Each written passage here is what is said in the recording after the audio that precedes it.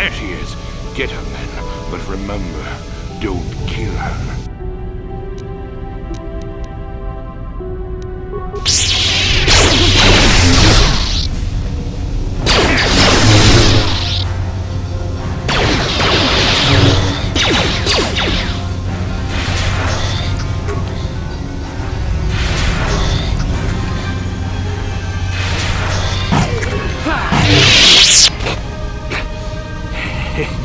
You seem to have defeated me, Captain Worm. I'll have the last laugh in the end. What do you mean?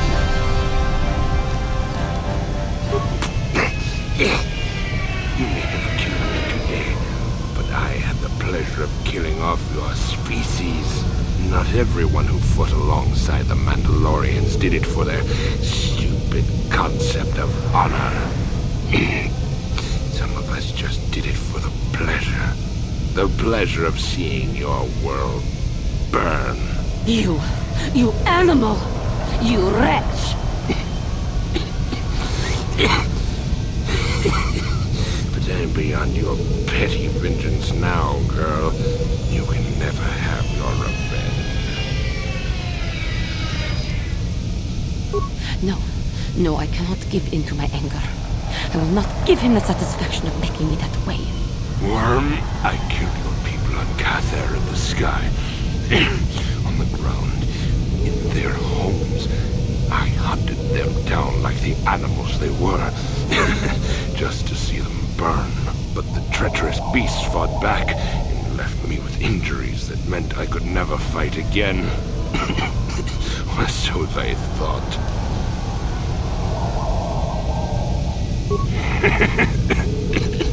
But you won't. You're the cowardly type, all of you. You don't have the guts to finish me now. No, I will not give it to him. I ended up in the lower city of Taris, and what did I find?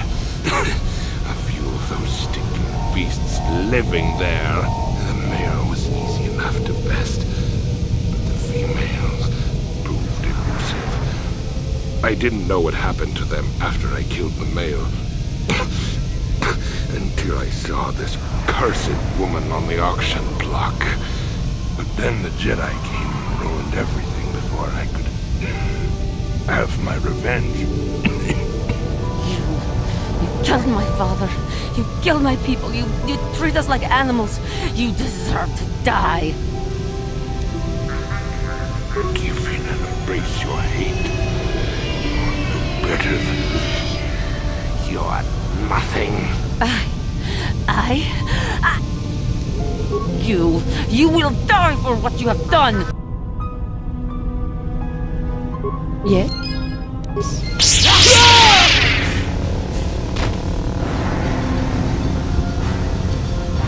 Yes?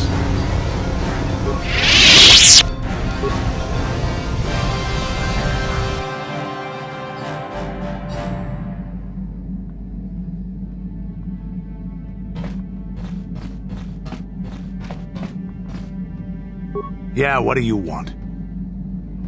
This thing with Joggy, I don't know. Give me some time and I'll be able to sort this out on my own. Is there something else you wanted?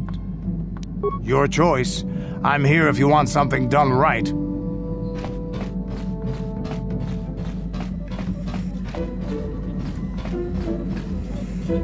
Got something on your mind? Oh, that was not until many years later, to tell the truth. I spent quite some time wandering the galaxy. Nothing so extravagant. I merely traveled from place to place. I don't even think I knew what I was searching for. It wasn't as if my travels were pleasant either. There were plenty of folks who distrusted the Jedi after the war, or worse. I suppose so. Not everyone would understand why the Jedi would suddenly start killing themselves and tearing up half the galaxy, would they? If people weren't treating me with suspicion, they were looking at me with greed. I don't know how many thought they could make use of me for their own ends. I got so sick of the treachery and deceit. I left the civilized parts of the galaxy and headed instead for the uncivilized parts.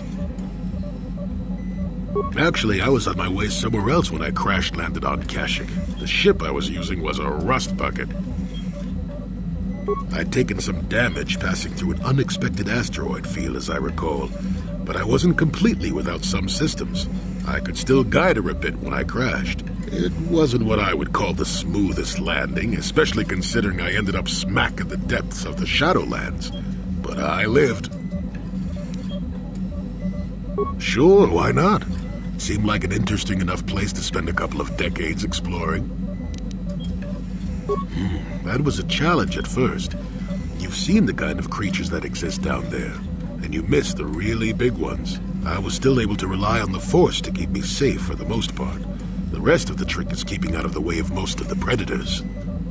No, that's true. Still, most of the creatures grow accustomed to me, and I to them. At least none of them ever heard of a Jedi. Oh, they did at first, oh yes. I can't say I was overly pleased to encounter a group of indigenous giant carpets either, I can assure you of that. No. I was the intruder in their land, after all. They got to trust me well enough after a couple of decades of my aid.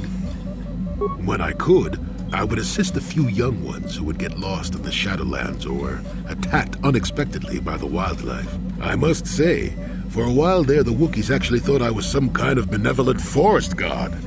Amusing, really. I set them straight eventually. At first, when the slavers took to hunting down lone Wookiees in the fringes of the Shadowlands, I did my best to divert them. Later, when Shundar made his deal, I didn't see any point. I wasn't here to save them from their own sad follies, after all. Nonsense. I had no idea that's what they were thinking for a long time. I just thought they were being friendly neighbors, leaving fruit and such for me. Later, when I started to understand some of their grunting, I realized they would say prayers to the Hairless One before descending into the forest. Hairless One. I used to have plenty of hair, I tell you. At any rate, it took a few bruises, but I set the record straight. I traveled to Rookwaro and met with the chieftain in front of everyone. Freyr swatted at me just to see if I was real or not. I was real, and while it was a light swat, Wookiees are terribly strong. I was knocked out cold for a day. The Wookiees all thought it was quite funny. Not really. Kashyyyk is a place you can feel very small in. It felt good to devote my time to helping people and living simply. What can I say? I did it all for the Wookiees. The Wookiees? Well, okay, maybe I needed some time on a quiet and remote planet, but if you ever need a friend, an incredibly strong hairball isn't a bad call. I suppose I am in a way, despite the smell. For a race of gardeners, they've developed quite interestingly. You remember the alien computer, correct? Kashyyyk was meant to be an agricultural planet. The Wookiees were made for a reason, or at least that's what I'm thinking. But I'm an old man who's had a long time to develop that opinion, so don't argue with me. At any rate, we should be moving along, don't you think? If you sat around this long in the Shadowlands, attack would eat you.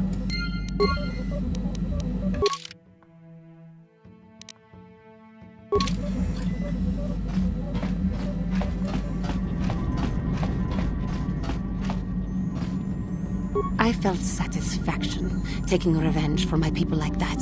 But I should not have let my anger consume me so. No, I didn't. I let my anger and passion consume me and did something rash. Something which leads me down the path to the dark side. But I recognize this, and I am truly regretful that I committed this act. I shall not let it happen again. I suppose I was fortunate that, in this case, he was deserving of such an end. We should continue on our way.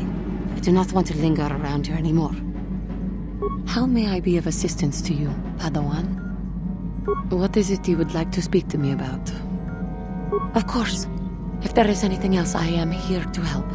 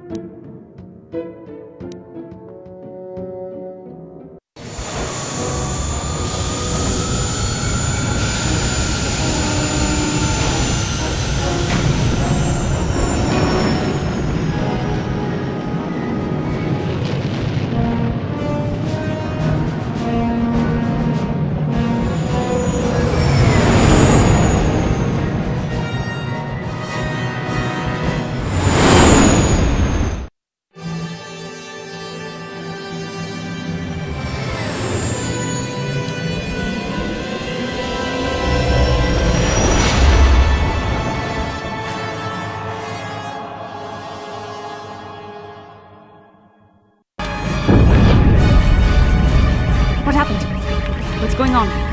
Sith interdictor ship. They must have been waiting for us on the hyperspace route. We're caught in their tractor beam. Do you recognize the ship? It's the Leviathan. Saul Careth's vessel. My old mentor.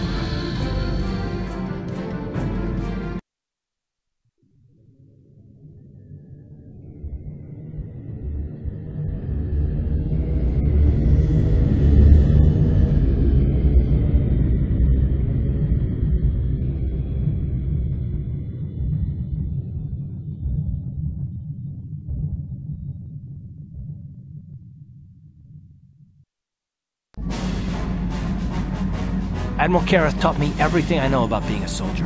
He was a legend in the Republic fleet, and a hero to me until he betrayed us. When the Sith attacked my homeworld, the Leviathan, which is Saul Careth's flagship, was at the head of the fleet.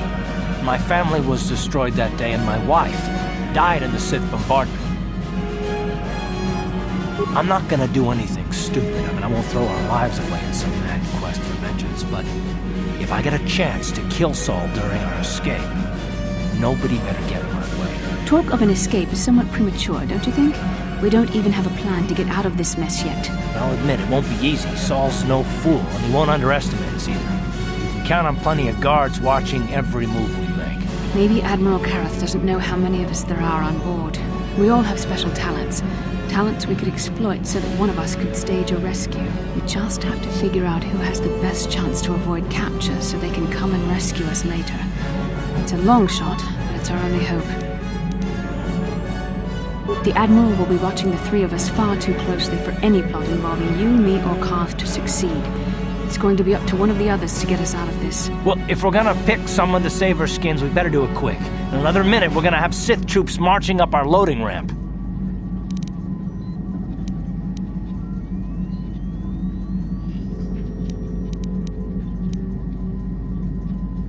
You could give me a shot to delay my healing mods from kicking in. A small incendiary grenade will leave burn marks that look like I was injured while making repairs to the ship.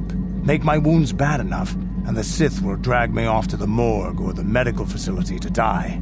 When my healing mods kick in, I'll come back and save the rest of you. I'm the best chance we've got, and everyone knows it. But you're the boss, so I'll bow to your authority.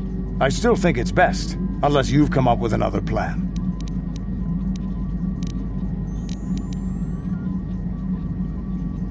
Hold on, they're dragging us into the docking bridge.